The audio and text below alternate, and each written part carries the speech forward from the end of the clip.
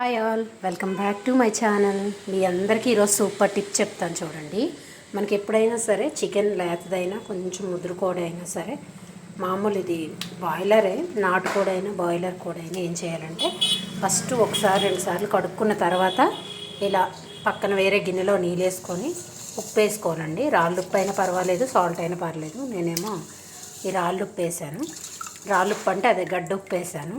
ఇలా వేసేసి ఈ చికెన్ని ఒక గంట లేదంటే ఎంత టైం ఉంటే అంత, కనీసం ఒక హాఫ్ అన్ అవరు 20 మినిట్స్ పెట్టినా పర్లేదు. చికెన్ ముక్క అనమాట.